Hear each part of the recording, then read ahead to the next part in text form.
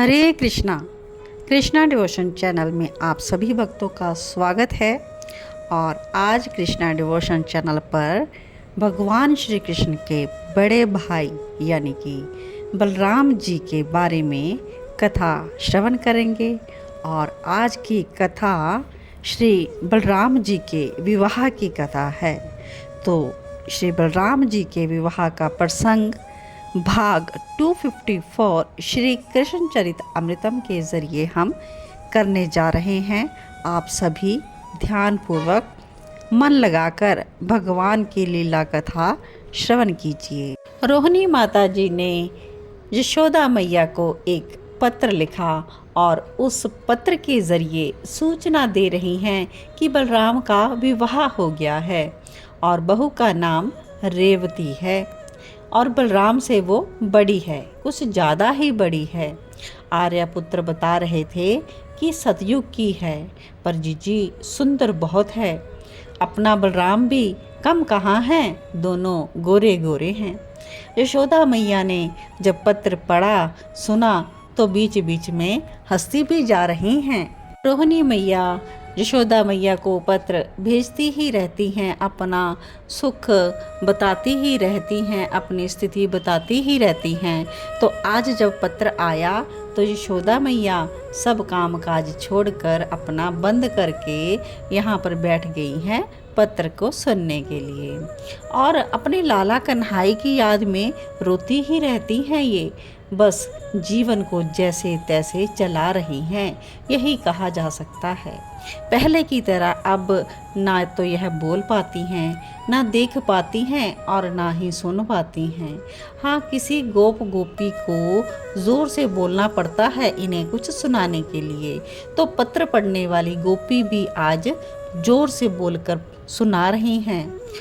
और आसपास के सब गोप गोपी इकट्ठे हो गए हैं, वो भी बड़े ध्यान से सुन रहे हैं बलराम जी की कथा।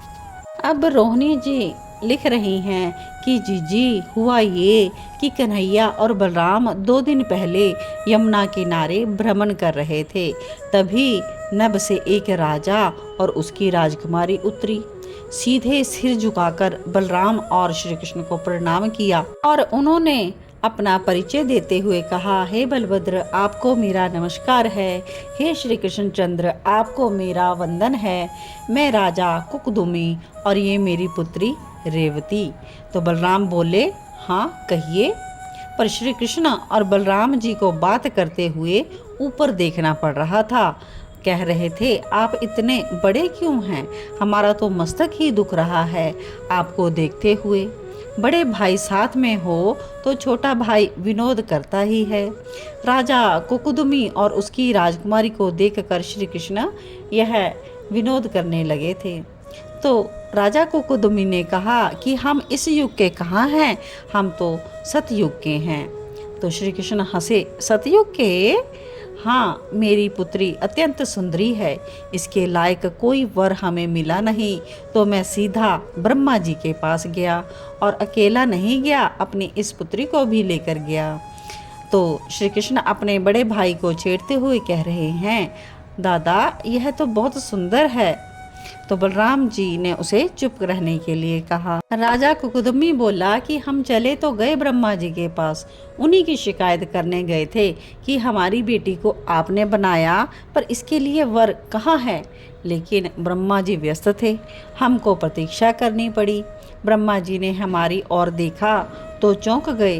पुत्री के विवाह की चिंता लेकर आए हो तो सुनो, चारों युग बदल चुके हैं पृथ्वी में, समय चक्र चल ही रहा है, यह ब्रह्मलोक है। जाओ पृथ्वी में, और जब तक तुम पृथ्वी में जाओगे तब द्वापर युग चल रहा होगा, और वो भी अंतिम समय। भगवान संकर्षण अवतरित हुए हैं भगवान श्री कृष्ण के बड़े भाई बनकर, आप उन्हीं को अपनी पुत्री दे दीजिए।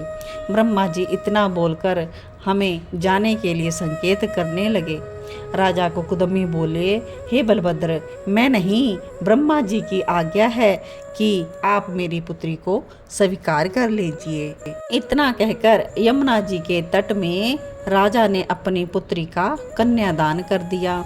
बलभद्र जी कुछ नहीं बोले, उन्होंने भी स्वीकार कर लिया।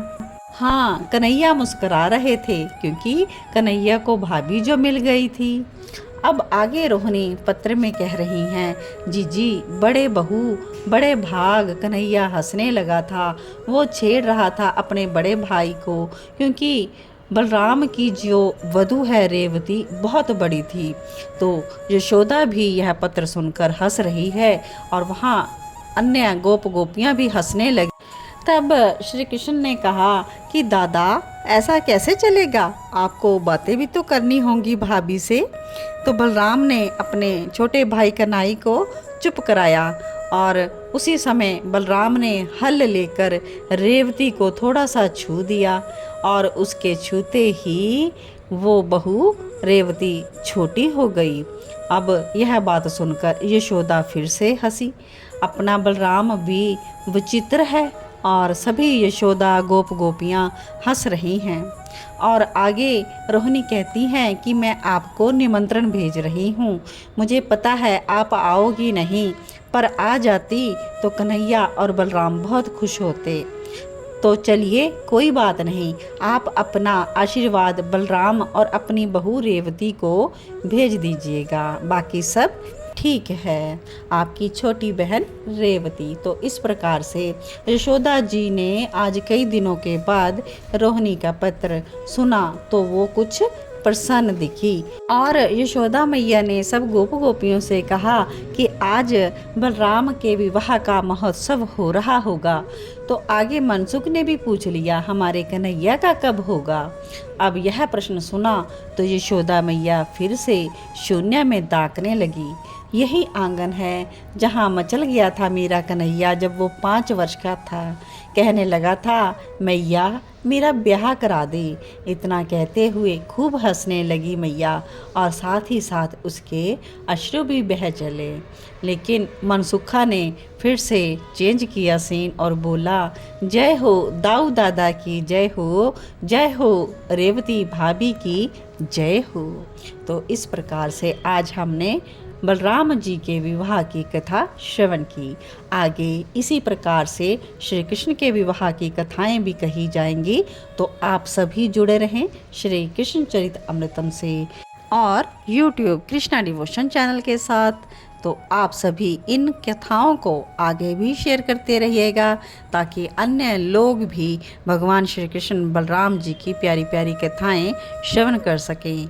और जो भगवान श्री कृष्ण की कथाओं को स्प्रेड करता है तो वो भी भगवान के प्रिय भक्त होते हैं। तो ऐसी मेरी सबके लिए शुभकामनाएं हैं कि आप सभी को भगवान भक्ति के मार्ग में सफल करें। सभी को जय जय श्री राधे, जय जय श्री कृष्णा।